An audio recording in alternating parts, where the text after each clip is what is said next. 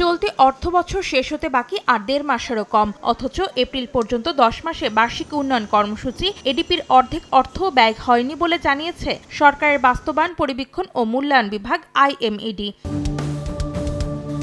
সোমবার আইএমইডি প্রকাশিত মাসিক প্রতিবেদন বলছে, গেল জুলাই থেকে এপ্রিল পর্যন্ত সরকারের বিভিন্ন মন্ত্রণালয় ও বিভাগ ব্যয় করেছে এডিপি বরাদ্দের মাত্র ৪১.৩১%, যা এই সময়ের হিসাবে গেল ৫ অর্থবছরের মধ্যে সর্বনিম্ন এডিপি বাস্তবায়ন। এডিপি বাস্তবায়নে টাকার অঙ্কে এ সময়ে ব্যয় হয়েছে প্রায় ৯৩,৪২৫ কোটি টাকা। গেল অর্থবছরের একই সময়ে ব্যয়ের তুলনায় ৩১,৮৯০ কোটি টাকা কম।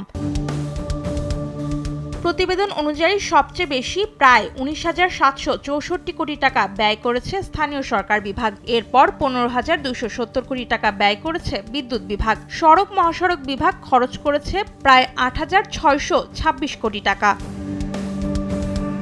বরাদ্দের মাত্র ২.৩৪% ব্যয় করে সর্বনিম্ন এডিপি বাস্তবায়ন করেছে স্বাস্থ্য, শিক্ষা ও পরিবার কল্যাণ বিভাগ। প্রায় ৮৪৬ কোটি টাকা খরচ করেছে স্বাস্থ্যসেবা বিভাগ।